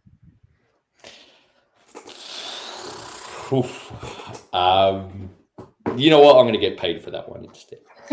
With all due respect to this lovely podcast, and I have a lot of fun with you guys, but I'm going to get paid for that one. Well, before I throw to Nick Stoll, then I will encourage, if you are a very lovely business and you would like to sponsor the national curriculum and start paying on takes, slide into our DMs. But Nick Stoll, we'll go to you first of the two Nicks. What did you think? Well, I just like to think that, somewhere in Indonesia right now, there's a TNC podcast going through this game, talking about guys, we lost 18-0 against the Matildas. What's going on? With the formation, what's the ceiling of this team? Is it really? Can we get it ever down to 9-0? What's going on here? Is the national Indonesian curriculum needing, kind of change? What kind of minutes are they getting? Is the Indonesian curriculum developing the right kind of players? Yeah. We got to be developing players like Australia. Is there too much Dutch influence in the Indonesian footballing system? And does the legacy of the Dutch East Indies live on in their footballing system? But which apparently the national curriculum in Indonesian is Curriculum Nacional. So there you go. Oh, wow. So shout out to that podcast that exists. I like to think that they do it with the background of them being in Finn's Beach Club on Lilo's, and they've got their pina coladas while they're doing it as well. But I'm sorry for interjecting, but just a quick thing. Pokuah, you mentioned an interesting point about the defense. Ante, I know you want to get paid for this, but I think the one thing that I thought was interesting, and I'm still just not sure about. I think the back four works, but I think it's the players that play in the back four in that centre back partnership. I don't have as much faith in Polkinghorne and Kennedy as maybe I did a few years ago. Is it because you feel like you're watching Mario Kart and you've got the slowest car in the race? Basically. Look, to be honest, Pokuah, it's a situation. She's a hater. Yes. It's a situation But you know what? That is the most frustrating thing in the world. It's like driving with Bowser and someone's got the freaking rocket ship and just zooms right past her and they knock you. No, but honestly, when you got two slow centre backs in any sort of back four, you're playing with fire. And that's the thing that concerns me. And it might not happen against Thailand or the Philippines. I know the Philippines and Thailand are, they're better than Indonesia. I think every other team in the tournament's better than Indonesia. But when they come up against better, like the top rank of the sides in this women's Asian Cup, I'm a bit worried about how they're going to go against quick attackers playing off the break, especially if they say to the Matildas, have the ball. We know where your weakness is. It's through the middle. And defensively, for me, over this whole period, I know he's in tournament mode now. He's, made it very clear we're in tournament mode. I want to see this defense tested because we haven't seen this defense tested. And how many times has this defense crumbled over this period of time? They've conceded goals for fun during this period. Well, they kept a clean sheet against Indonesia. So, I think you're being a bit critical there. I'll tell you what. I am going to move the conversation on because... No, can I make one quick point? Very quick. Sorry, you gave a 5-minute speech before you even asked the question of anyone else. But yeah, sorry that I am a valued panelist on the show. Look at the dissension between these hosts. That's not fair. Oh, very quick. Get out of here, man. Ask a question and move it. All right. All I was going to say is a positive to take out of this is there's actually a debate after this game because honestly, 18-0, usually that would just be kind of, oh, how good are we? We're amazing. 18-0, blah, blah. That's good. The fact that people are actually being critical and thinking critically of this game, both here in this podcast, but on Twitter and, and on Channel 10's coverage as well, regardless whether I agree with points or not, I think it's actually just interesting that as a football country, we're actually debating an 18-0 win because it was an 18-0 win. In my opinion, there's no point in debating this at all. There's nothing to take out of an 18-0 win. 18-0 is not football, all right? If you played the kids would have smashed them as well. Like they're not even a training session. This would have been the worst training session ever if a coach put it on. You don't know how to train, man. This sucks. So I would just say 18-0. It is what it is. It just shows the superiority of us. Versus, small teams. I think it's just a massive thing for the Asian Cup. Probably needs to look at that gap there, and that's a question for them. It's not really a thing for us. If we're smashing teams, whatever, it's more a question for them. But I actually was happy that there was some critical thought after such an emphatic win. Beat the opposition in front of you. What else can we do? But the moving on, there was the other major talking point, probably from a legacy perspective, and I choose hashtag legacy. The major talking point from the game, Samantha Kerr took just 11 minutes to surpass Tim Cahill's goal scoring record to become the all-time leading scorer in Australian national team's history. And then she added another 3 more just for good measure. Now, I'm, as Ante hinted at earlier, we tend to be pessimistic on this show. And there is a lot of Sam Kerr's legacy from a play on-field team dynamic perspective to break down, which no doubt Ante will in a second. But I think it is important to acknowledge this is a huge accomplishment. And I wanted to put it in a bit of a historical context like I did in my Guardian piece. I think it's important to remember that when Sam Kerr first broke into the national team, the working conditions for women footballers in this country were nowhere near what they were now. Sam Kerr broke through into the Matildas, having to play in multiple leagues, in multiple countries around the world, going from club to club to club, in poor facilities compared to male counterparts. She was part of a Matildas side that had to strike and give up a tour of the United States just for decent working conditions. That she has gotten through that, and this Matilda side has gotten through that, and she's now broken the goal scoring record at such a young age, is a massive accomplishment. This hasn't all been plain sailing. This hasn't been Sam Kerr, one of the biggest names in Australian sport, scoring all of these goals. For a large amount of her career, she was struggling alongside every other women's footballer in this country because they weren't given the respect and professional courtesy they deserved. So I think it's a massive accomplishment what she has done. Deservedly is Australia's most famous footballer. She was named by FIFA as the second best footballer on the planet. So, almost 4 billion women on the planet, and FIFA thinks she's the second best.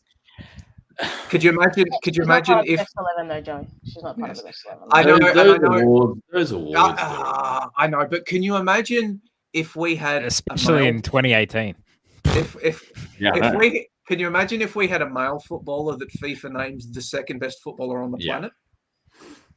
Like, look, Look, Joey, I agree with everything you said, but it was a 2-minute monologue into that question. So just on the keeping everything tight, I'm just gonna. Man, I'm not asking. I'm the host, but I'm also a panelist. I have opinions that I want to get out there. Well, maybe you can get to that at the end when everyone else has had their turn also. All right, Nick Stoll. What would you like to say, Nick Stoll? I agree with everything you said. Sam Kerr is amazing. That's great. I probably would have said that, but you kind of stole it from the rest of us, but that's okay. All good. And I'll just quickly say, like, I don't know. It's so. I was just complimenting the fact that there was critical thinking afterwards. What is this stupid debate over Cahill and her? And what is the dumbest thing I've ever heard? All right. Yes. Why there is any need to compare them or whatever, or not compare them? Or like, to me, Sam Kerr has scored the most goals in Australian football history at senior level. That's fantastic. That's great. I don't see what the big thing is. Like, it's just the dumbest shit ever. I thought that debate about Kerr and Cahill and whatever, like, to me, they're heroes, they're legends, they're fantastic players for the national team. And, you know, Ante, probably you're going to get into this in a minute. They both have a bit of a interesting in terms of their goal scoring legacy, maybe overshadows or what would you say, kind of distracts us from. And I guess this is the big question: is when does it a player, you know, the team work for the player and the player work for the team, and that's maybe where we're at. Look. Let me preface this by saying that the magnitude of Kerr's achievement is something that should not be understated. Yeah. Like Joey's has quite rightfully outlined, amid the backdrop of everything that they've had to do as a generation, the fact that she has been able to achieve this at such an early or relatively early stage of her career is frankly remarkable. I find the talk of amalgamation absurd. Let me just also preface that. However, I think with Sam Kerr, we're repeating history in the way that we did with Cahill. Because, like you touched upon there, Nick, I think Sam Kerr's goal scoring record and the consequent legacy that comes as a consequence of that, I think it's happening at the expense of the Matildas, and I think that has been apparent now for the best part of 2 to 3 years. 3 years now. If we're looking at, you know, the preparations coming into the Women's World Cup of 2019, I think that was apparent quite a long time ago when Milicic moved to centre forward, that it was 1, haphazard, 2, premature, 3, not even compatible, because frankly, Caitlin Ford is the most, or in terms of collective fit and collective functionality, Caitlin Ford is still the best centre forward Australia has. However, I was, and I remember talking about this with you guys, like, you know, privately, like she's going to become Tim Cahill, and that was the thing that struck me most about that Memphis Dubai tweet today. It's like, it's yes. However, which for anyone who hasn't seen it, she tweeted out a photo of Memphis Depay with his celebration where he puts his fingers in his ear and kind of like, I'm not listening to the haters. Yeah. Can we bring that up on the screen, Nick? Do you know how to bring that up on the... Yes, we can. But for people listening to the podcast, no one watches you more than your haters. Give them a show was the text on it. The reality is, like, that just shows that you're rattled by it.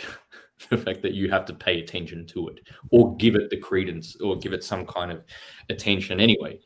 I mean, and this was always the concern going back then, thinking, you know, that Sam Kerr is going to turn into Tim Cahill. Is she going to buy her own bullshit in the same way that Tim Cahill did? And that's going to be the biggest concern in terms of team dynamics for this team going forward, because she will, you know, the public views her as omnipotent, and will she believe that herself in the same way that Cahill did going into, let's say, the 2014 World Cup and even the 2018 World Cup? Well, I'd say given the company she keeps, I don't think Qatar is going to be putting her on the payroll anytime soon. I would just say that Hey, Wilson. I think there literally has never been a footballer as popular as Sam Kerr, except for Tim Cahill in Australian history. I think Sam Kerr, in terms of her recognition, on back pages of newspapers, on Commonwealth Bank ads, constantly, Nike, everywhere you go, constantly Sam Kerr, Sam Kerr, Sam Kerr.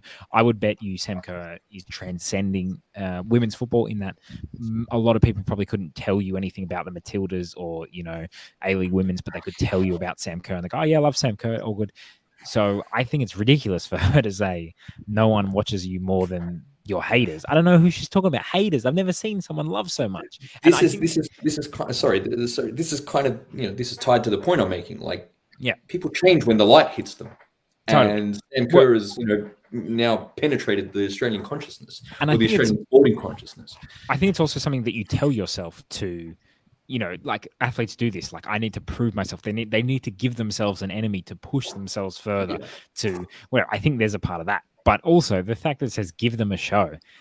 You beat Indonesia 18-0. What kind of show is that? Like, come on! Like you make channel runs off the ball. Like, you don't even the only time you come to show for the ball is when you're bounce passing. Like, that's not a show, man. I don't know. I just thought that tweet was ridiculous. I think Sam Kerr is awesome. But, to me, I love LeBron, for example. And LeBron does the same shit, where LeBron will be like... Yeah, but LeBron is the most passive-aggressive athlete of this generation. Yeah, but... He's got a few challenges in the NBA. What I would say... Passive-aggressive? Can I tell you? Kevin Durant? Kevin Durant is not more passive-aggressive? But you think about it, LeBron is, the genesis of all this. Okay, but just on LeBron, my point is that LeBron will say stuff like, I was never meant to be here and blah, blah. And it's like, bro, the kid from Akron. You're the biggest prodigy in the history of the fucking yeah, exactly. sport. You were 16 and you were already an NBA player. What do you mean? And to me, it's the same thing with Sam Kerr. It's this thing of my haters, no, I'm not meant to be here, this, that. Come on, man. If we're talking about passive aggressive and social media promotion, there's none bigger than the Hakan Çalhanoğlu Milan Duomo, Çalhanoğlu v Çalhanoğlu. I mean, that's what it reminds me of. How did we go from how did we get to say It just came to my mind. I had to say just the Italian has logged on to the conversation. Good. Pokuah, save us. What's your take on the Kerr situation? Maybe I think that Sam Kerr actually does work for the Matildas. I just think the position she's played in is quite poor because she's shown with Chelsea that she can link up with Frank Kirby and she can assist and she doesn't need to score. Australia doesn't have a Frank Kirby though. To be effective. But I think Australia can create some form of with Mary Fowler. I think Mary Fowler can play with Sam Kerr and allow her to do more and play Caitlin Forbes up front. I just think that Tony Gustafsson, unfortunately, I'm not a hater. I just think that he doesn't understand these. He doesn't understand these players and what their best skills are. And Sam Kerr, as big as Sam Kerr is, she actually could be bigger if the Matildas utilized her properly. That's the most lamentable thing about this because she is a genuine force of nature and she's being shoehorned into this bullshit role, frankly. But she's going to score a lot of goals. She's going to look great. So her, legacy is defensible in a certain way, in the same way that Tim Cahill's was. She's overqualified. She's overqualified for the position that she plays. Yeah, it's quite easy to see. So much more. And if the Matildas allowed themselves to create a system and allow themselves to fail for a moment to find that system, that it would be such a great 10 years going on to when they bring these new players in, as opposed to sticking to Sam Kerr because she scores the most goals up front. It doesn't really work for the Matildas. Yeah.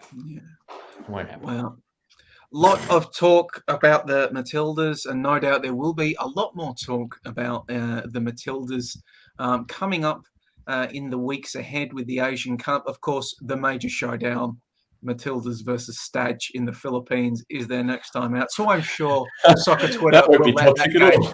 Yeah, that won't be toxic at all. Nothing bad will come out of that game's discourse. But moving on, a little bit of A-League women's. Pokuah, tale of two Sydneys really this weekend. Sydney FC coming out and playing second-placed Melbourne City. putting them to the sword a little bit. But then in the game that ended just before we came on the air, Western Sydney Wanderers, they just cannot put the ball in the back of the net, can they? It's really a tale of two cities, a tale of two Sydneys. Pokuah, what is Sydney FC doing right? What is Western Sydney Wanderers doing wrong? Enlighten us. Sydney FC understand what they're doing. They understand how to play football with different pieces that are constantly moving and evolving. And Ante, not you, Ante, the other Ante, the more, the better Ante. The smarter Ante. Smarter Ante has allowed them, have created a system that doesn't really matter what players you have. You can plug anybody in and it will ultimately work. For Western Sydney, there's nothing really to say. I just don't think they have a good enough creative midfielder to open up the field. Like Briley Henry's great, but Briley Henry's still really young. She's only 18, so she's going to miss a lot of opportunities, but I don't think she gets enough opportunities to score and to be like the best version of herself. For me, Sydney FC, like, they're going to walk away with the premiers, and it's going to 100%. You're making your face, Ante. They are comfortably far away the best team in the league. Like, it's not even close. Yeah. Who takes the premiership off them, Ante? If somebody does. No, I'm not saying that, but just that I'm not saying that it's not possible, but that Sydney will win it in a canter. That's the. I just don't think there's anyone that's there to that shows enough force to beat them. And obviously Melbourne City didn't have Holly McNamara, who I actually think is a really big and a key player for them, because she's the alpha and omega. She opens up so much for them. But I think even with her in the team, then I could also say if Remy Stevenson was back for Sydney, it would be a totally different. Sydney, I think, still always have the better players, and even if they don't, they have a system that constantly is a better system in play than what Melbourne City have. I think looking at Western Sydney Wanderers as well, you're talking about how they just can't get anything going forward, and it's remarkable that they're able, I think, to remain so defensively resolute, despite the fact that every side they go out and play against knows that they don't really need to defend that well to keep Western Sydney Wanderers at bay. Despite all of that, I think they're still the second stingiest defence in A-League Women's, despite the fact that they've only won once this season and they're third bottom of the table. But when you've only scored 2 goals in 7 games, that is going to come back to bite you. And I think watching Sarah Langman after their game against Perth Glory this evening, she could barely contain her frustration with what was going on. Sarah Langman is Western Sydney Wanderers goalkeeper, and quite rightly that, this is going. I mean, the record for the fewest amount of goals in a single season under the league's current format, as Teo Pellizzeri pointed out to us, was set last season by Perth when they only scored 7. The all-time lowest mark in a season, in a 10-game season, was Adelaide with 4. So Western Sydney Wanderers have scored half as much as that Adelaide side, and more than half of their season has already gone. I ain't too good with the maths, but I can see the trend line in that. So that is going to be a storyline moving forward. I think on the subject of others, and I'm just going to read out Teo's notes, what he had Teo called that game, but he's a DNP. I'm not sure if it's DNP old, DNP beers, whatever it is, DNP sleep. He's not with us, but what he pointed out, Coach Rado Vidicic picked a bit of a funky 11 against Sydney FC that didn't look like it could compete right with the off, and he points out that it even got funkier as the game went on. It was an immobile, slow front three and a lightweight midfield. And Teo believes that it was obvious that midfield was lightweight and getting overrun, but Rado Vidicic, for whatever reason, didn't adjust to chase the game, and instead kind of, once it became obvious that Sydney were on top, threw it all out for the purpose of experimentation and just trying stuff. Because in Teo's mind, the changes were obvious, but they weren't made. So that's that. I have one more point about Perth before we move on, but did anyone else have any other points about any of the other A-League women games? We're already 1 hour 33 minutes, and we haven't even talked about Wellington Western. Like, Dave, it's All, going to be all a the quick chat. Socceroos. All the It's gonna be a quick Socceroos. chat. Job for Joey here, man. Okay, so very quickly with Perth, again, they're facing all of the troubles that the men's side have. In fact, they might be even more because those players in Perth have to juggle other jobs, other professions that they are now going to have to take leave for who knows how long. I think it was on the call, Tash Rigby works in a prison, and she has no idea how long she's going to have to take off. She might have to just leave her job if she wants to stay on the East Coast with Perth. So a lot of respect for Perth for getting the win today, despite all of that. Yeah. A lot of respect for what Perth have done this season, given how bad they were last year, how well they've responded, and would not be surprised to see them in finals. But moving on. Just quickly before we move on, can I just quickly say, in women's football, Spanish Super Cup final is happening right now. Barca feminine team is playing Atletico Madrid. Anyone want a quick score update? 30 minutes gone. Sure. Is it 4-0? It is 3-0. Has the actual best footballer in the world scored? Puteas. No. Who? One Jay Hermoso. Yeah. Puteas is better. No. Well, but Barcelona are effectively the Monstars of women's football. Yeah. So Barcelona women doing what Barcelona women do, winning games, winning trophies, breaking opposition's hearts. Moving on, the Socceroos, their squad was revealed. Maybe, Nick, for the benefits of our viewers, you could bring up the squad and put it to the side of us as we go through it. But some surprises named in the squad: Joel King, as we hinted at before, Kai Rolls from the Central Coast Mariners, Marco Tilio barely starts for Melbourne City as we scare Pokuah off again. Marco Tilio barely starts for City, is in the Socceroo squad alongside Connor Metcalf. Names that aren't there: Cameron Devlin, his performance at Hearts still not enough to see him get a call up. Dennis Jonro, starting regularly for the nailed-on favourites for promotion into the Uber Eats League next season, is dropped for the first squad in almost a year, I think. So a few changes. We have the squad there on the screen. I'll throw it open. Nick Dabano, you can go first. What were your thoughts? Interesting. Were you disappointed that Christian Volpato wasn't named? You know what, Joey? That was probably the best thing about it, was that we can have all those takes. At least they're put to sleep for another 2 months, because we know what's going to happen in March, when inevitably he plays another 5 minutes in the meantime. And also, for those who haven't been following on with Volpato, he did not even play in the Coppa Italia either. So please, that's enough. But anyways, guys, listen.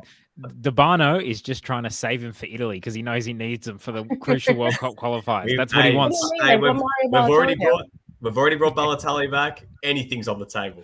Yeah. So, anyways, in terms of the squad, look, I actually really like the Tilio selection. I don't know if I'm just in that camp alone here. I'd be curious to hear your thoughts. But if we're not going to pick Arzani, we're going to pick someone who has a little bit of X factor, right? And there's no one really else that has that in the squad that's been selected. At least Tilio is that sort of guy who can come on in the last 25 minutes, half an hour against a set defense and actually run at plays, because we have too much of the same sort of plays in that team anyway.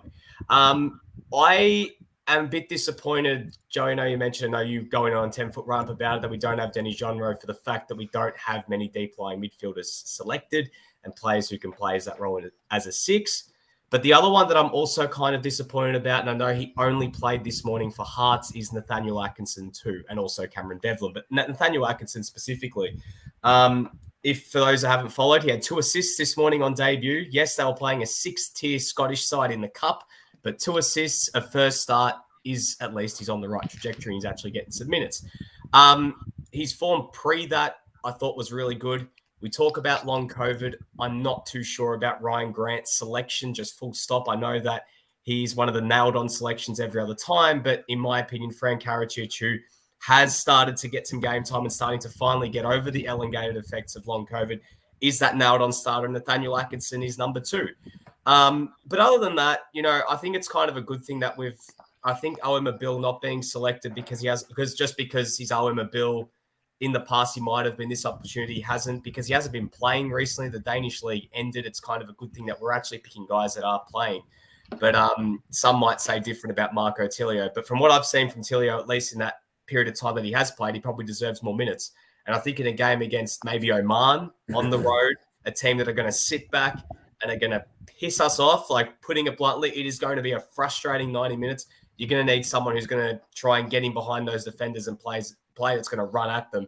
And I think Marco Tilio is that guy. So just quickly before I throw to you, Pokuah, for your thoughts on the squad, but Adam Taggart's still injured, right?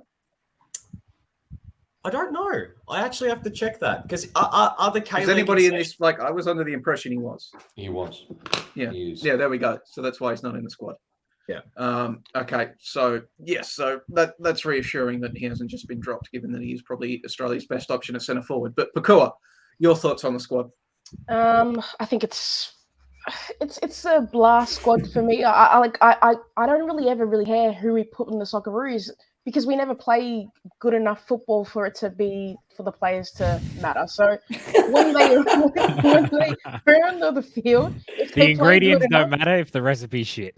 Yeah, like I want to see like some structure and some football that's like competent, that can actually win a tournament or win something.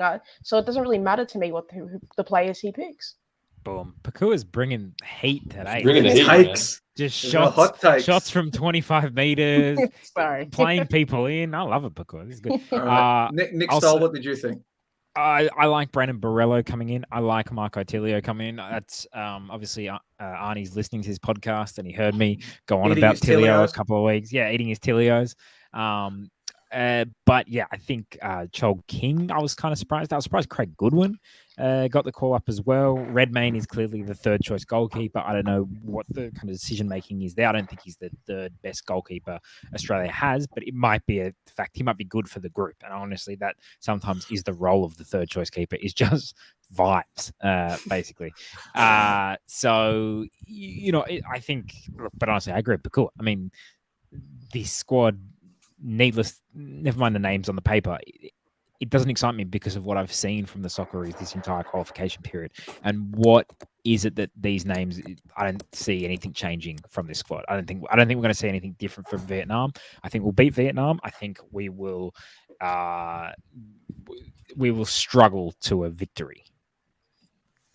Ante Jukic, what were your thoughts? I'll just say, initially, there is no margin for error in this window. No margin for error. And I do not think that 6 points are a guarantee, especially given the first games against Oman and Vietnam, because we were very shaky in both the first halves. Again, in the Oman game specifically, Oman had two injuries, and that kind of immediately changed the momentum in the first half. We were able to score a goal in the half counter from that. Vietnam, we also had shaky moments in the first half before we went 1-0 up. I think without Taggart, who's still recovering from his meniscus injury from memory, I think we're going to see a lot of what we saw in the last window. However, we do have Rogic and Moy back. How much of a certainty is it that Graham Arnold goes back to the familiar and plays Moy and Rogic with Irvine, and it doesn't work? I think he will do that. On the subject of familiar, does he play Irvine and McGree at the same time? Where does Hrustic play is the biggest question for me. Well, he doesn't play against Vietnam. Against Vietnam, he's I know, like in the Oman game, where does he play? Probably, I'm guessing he'll put him deeper in the pivot. That's a guess. I reckon he'll play second striker, which I don't think works. I don't think that happens anyway, because he'll play Rogic. Yeah, it's going to be interesting. Anyway. Yeah, I'm really, really intrigued, because I think with this squad, look, I don't know how much I want to let go in this one, but I think this squad is overtly similar. We have too many players who are overtly similar, but that is not a. That is not an I excuse. don't want to. Yeah, there's a lot to unpack with this squad. There is a lot to unpack with this squad and the selections that go into it, the motivations behind the selections, the prevailing ideas behind the selections. There is a lot to unpack here, and I don't think that's simply in isolation to this Socceroos squad. I think that says a lot about where Australian football is at right now. And this, you know what, like I said, there is no fucking margin for error in this. Part of my swearing, but there's no margin for error in this window because everyone's looking ahead to the Japan-Saudi Arabia window. We need to get past this one first. And I don't think it's a guarantee we get 6 points. Well, I just add a really, really quick point to that, Ante. I think that there are a lot of people as well looking at the fact that, you know, that if we don't finish in the top 2, like we're definitely nailed on to finish 3rd. Can I just go full doomsday scenario for just 2 seconds here? A loss against Oman would be absolute doomsday scenario. Yeah. Because 3rd then doesn't become a guarantee. They're 4 points behind right now. I know Oman play Saudi Arabia first. And Japan this window. I don't think we're going to lose. What happens after that? Vietnam. They host China after that. This is not, like putting it bluntly right now, no, it's a really tough game against Saudi Arabia, but you beat Australia.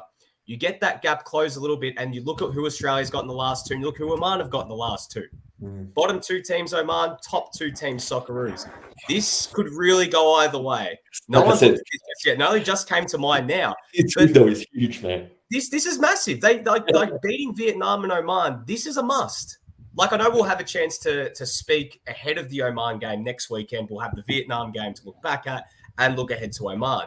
But going to Muscat and winning, not just because of who the opponent is, the elements, the travel, everything else.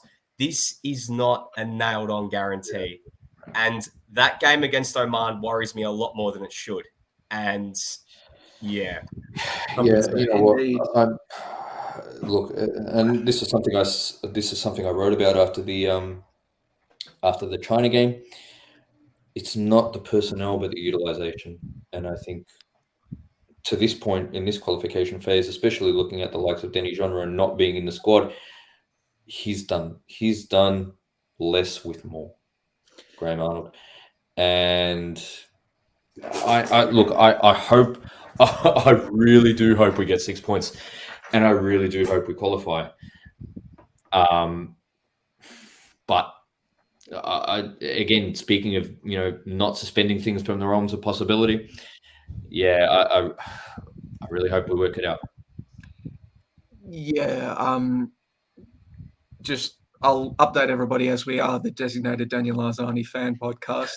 He started in the first game back of the Belgium second division after the winter break, played 63 minutes as a centre forward before coming off. So that's his 4th start in a row, stretching back. So on the way back, on the squad, this squad, I don't think Arzani was ever getting picked for this squad. And the only reason I think he was getting picked in the last one is because Arnold wasn't calling up A-League players. But the absence of Dennis Genre, as has already been said, I don't like. I will acknowledge my biases that I'm probably the designated media leader of the Netty Genre fan club.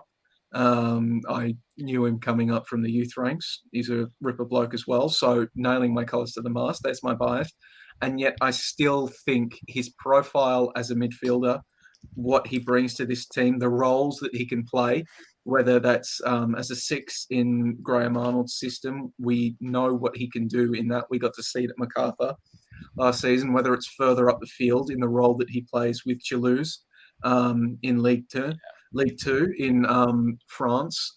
He plays different roles and he brings different attributes to this Socceroos squad in a midfield that, as has been pointed out, features a lot of sort of similar players. Conor Metcalfe, Riley McGree, Jackson Irvine. Very, very similar players. And I think Dennis Genre brings a different, and he has. We've got 3 midfielders who are exactly the same.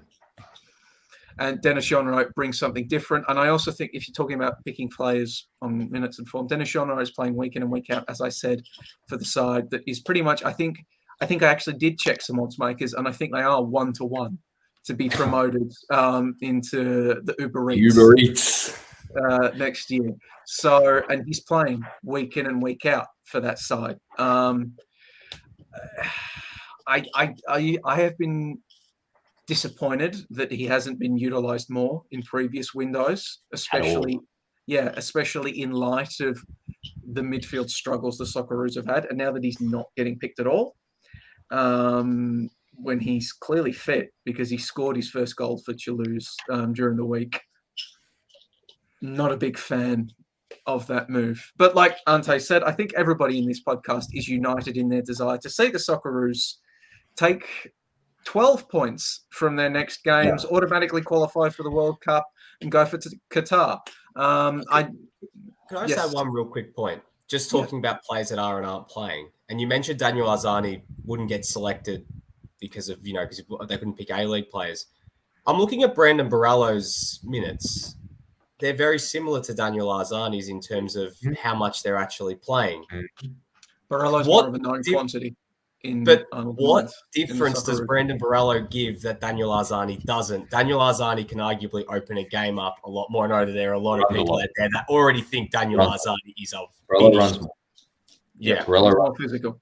But Arzani, but I'm saying it's for half an hour at the end of the game against tired defenders. I know who I'd pick, in the words of a certain other former media practitioner. Well, that's a discussion for another time. It's going to be interesting watching Arzani going forward as well. He's playing centre forward, and apparently, he's being told to spam runs in behind. So maybe he's morphing into an A-League attacker. Who knows? Although I think he has actually re-signed with the City Football Group for another few years. So it looks like he will be in Europe for a while. But moving forward, trying to get this done before we hit the 2-minute mark. Oh, your long-awaited topic, Ante. 2-minute mark? 2 hour mark. 2 hour mark, yeah, sorry. Should we just let it come in off the long run-up? Ante, Wellington 2, Western United 1. What were your thoughts? Western were very different with Prijovic up front. It allowed Lewis the space that he doesn't really, really thrive in constricted space. The space that he was allowed on Friday night gave him confidence because he is a confidence player. I think Clayton Lewis could be much more assertive over the course of games relative to the talent that he actually has. He's a very, very passive midfielder, and he doesn't have to be. But look, I think speaking of profiles and players who can change games, it was interesting to watch the Aharas come on for Western United and have a different kind of impact than what you would see with Connor Payne, Lachlan Wales, and Dylan Perez.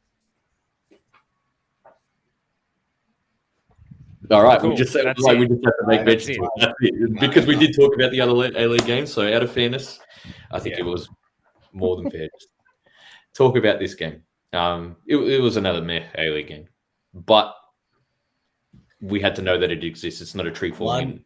One tiny point that just concerns me is, Ante, I know you've spoken about this a lot, and you mentioned this. I remember Western United Perth. That was when this all really started. But this Prijovic-Diamanti combination really is starting to give flop light.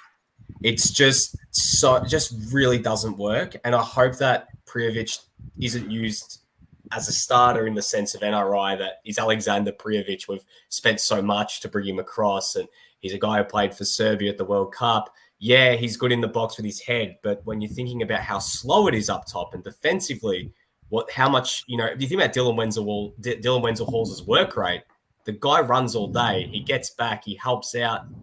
I just don't like it that he's been dropped. I don't know if he was dropped or if he was missing because of injury or COVID, but that concerns me.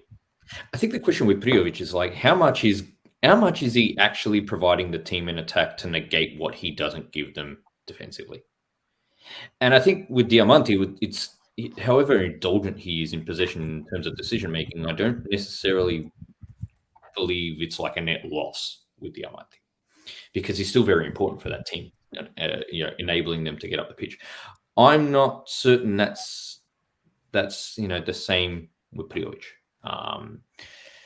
People are saying like he's well, word around the campfire at least is that he's still had to work his way into this season, whereas that's been different with Wenzel Hall. Wenzel Hall was, was one of the first there preseason, was able to hit the ground running in that respect. Yeah, I don't know if it's a net game having to do with. Very quick question before we move No. on. Apparently, he is going to come back in January. Rene Kieran, where does he play in this side? Oh, Rene Kieran. So, you know what? I won't say that actually. Be nice. Who does he play ahead of? That's what I'm asking you, Ante. Who does he play ahead of? No, seriously. Who does, if I was to make a guess, Lusitano Kilkenny. No, I haven't said who. They provide very different kind of attributes and ingredients to the table. Kilkenny doesn't do a lot of the defending. He's able to receive the ball in third man runs, give the ball to Diamante, get the team up the pitch through the fullbacks, whereas Lusitz is having to do a lot of the bulk of the running and defending in that respect. I'm not necessarily certain who should miss out there. It's probably not a question of should though. It's who will. It's a question for another week. Right. Let's wait till he actually plays. As we move on. Okay, so apparently Nick Stoll has to go to bed. So we'll wrap up the podcast with Joey predictions. said pre-show, this isn't going to go longer than an hour 20. Hour 55. Everything under 2.5. That's the only prediction. All right, you can tell us why in the thing. So I'll go around. We'll go with A-League. And the biggest first game coming up, it's on Tuesday. It is the Big Blue. Melbourne Victory going in one direction. Sydney FC going in the other direction. Nick Stoll, does the Sydney Media Mafia get a win over the Melbourne Football Media Mafia? Victory 1, Sydney 1. Pokuah. Victory 2, Sydney 0. Nick Dabano. Victory 3, Sydney 1. Ante, 2.5. City 2-0. City, huge result for them to win a game they're not playing. Victory 2-0. Blue, that's right. Freudian slip. 2-0. Victory. 2-0. Okay, cool. I will also go 2-0 to Melbourne Victory. MacArthur, Perth Glory. Nick Stoll. I haven't seen MacArthur play in years. MacArthur 1, Perth 1. Pokuah. 2-1 Perth Glory. Sturridge scores. Boom. Nick Dabano. 1-1. Ante Jukic. Under 2.5. MacArthur 1, Perth Glory 1. Western United versus Melbourne City it is a derby. It might not be a rivalry, but it is a derby. Nick Stoll. Western United 0, Melbourne City. Melbourne City won't have their Socceroo players, will they? No. Oh. All right. Western United 0, Melbourne City 1. Cool. 2-2 draw. Nick Dabano. Western United 1, Melbourne City 2, Kolikovsky double. He wants that North Macedonia call up for the World Cup. Ante Jukic. Western United plus 0.5. I'm going to say Western United 1-0. Is that 1-0 to the Western United? Degenerate gambler Ante Jukic giving his predictions. Brisbane Roar hosting Western Sydney Wanderers. Next up. I'm going to say over 9 corners. I'll say Brisbane Roar 0, Western Sydney Wanderers 0. Pokuah. Brisbane 1, Western 0. If Western Sydney start the same lineup as they did against City, it's going to be a 2-0 win to Western Sydney. Ante Jukic. Western Sydney halftime, full time. Take it to the next level, guys. Brisbane Roar 1. Hey. Brisbane Roar 1, Western Sydney Wanderers 0. Sydney FC versus the Mariners. Sydney FC 1, Central Coast Mariners 1. Pokuah. 1-1 draw. Nick Dabano. Sydney FC 2-1. Ante Jukic. I don't know if the Mariners win 2-1 or 3-1. Anytime goal scorer, Jason Cummings. I'm gonna say Mariners 3-2 after leading 3-0 in the 80th minute. Here we go. Before the inevitable news comes along of its cancellation and postponement, because nice things don't happen to this podcast. Newcastle Jets versus Adelaide United. Nick Stoll, what? Jets 5-0, 6-0. What are you going? All right, look, they haven't played in a long time, so you can't expect something crazy, right? But I'm going to say Newcastle Jets 5, Adelaide United 0. Oh, Pokuah. Adelaide 2, Newcastle 1. Nick Dabano. Newcastle Jets 5, Adelaide United 0. Ante. Newcastle Over 4.5. Newcastle over 2.5. I reckon they smack them. You know what? Bloody chaos. Newcastle 5, Adelaide 4. Nice. Make for a good game. Matildas. Rip for whoever's filing. I had to file on the 5-4 game between Victory and Wanderers. The worst day of my life. Philippines versus Australia. Nick Stoll. I don't know, 9-0. Pokuah. Matildas 5, Philippines 0. 7-0. 7-0 Matildas. Nick Dabano. Matildas 9, Philippines 0. Ante. Matilda's halftime, full time. It's paying $1.03. Matildas 8, the Philippines 1. Staging. Staging's victory lap. For the one goal in consolation time. What's the over under for bad tweets that night? Oh, 50,000. Market closed. Australia, Thailand, really quick, bearing in mind that game will likely, Australia will have already qualified. Matildas win. Anybody disagree? Over 10. Tilly's win. Okay, cool. Socceroos versus Vietnam. Oi. Nick Stoll. Socceroo. Nah. I'll go 2-1. Pokuah, Frimpong. 1-1 draw. Nicholas Dabano. Socceroos 2, Vietnam 1, and absolute chaos in the media box. That's all. That's my bold prediction. Just pure bedlam in the media box. Tell a few people to shut up, maybe. Ante Jukic. Socceroos late winner. Halftime draw, full time Socceroos.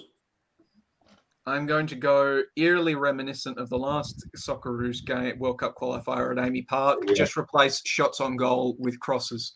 But Socceroos win 2-0 with goals in the 73rd and 84th minute. So they'll make us sweat. Ryan Grant. They'll make us sweat for most of it. Okay, but that is all. I am going to declare an end to proceedings then. I never said anything about 90 minutes. What are you talking about? But that has been the national curriculum. You've lost control. You've lost the dressing room. I have lost the dressing room. I have lost my dressing room. Backing of the board. Backing of the board.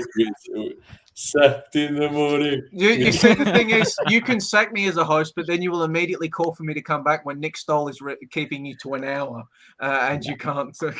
But so that was the national curriculum featuring Nick Stoll, Nicholas Dabano, Ante Jukic, sterling performance from debutantes Pokuah, Frimpong. Yes. Now we can send her back to the Y League, and we will never see her again. Bullshit. And never see her again. Hey, look, all that matters is we pay lip service. We gave Pokuah the chance to be on the podcast tonight. The national curriculum. Here comes the future. Thanks, my name has been Joey Lynch. Thank you for joining us. Remember, you can subscribe to us on all the best podcasting places. Please leave us a review and share us while you're there. Not up to this episode. And get us into the top 10. If you to our French listeners, bonsoir. Yes. Merci beaucoup to our French listeners that tune in. Richie, I know you're listening, brother. Yeah. Thank you to everybody who knows who it is, but merci beaucoup. Thank you for joining us. That's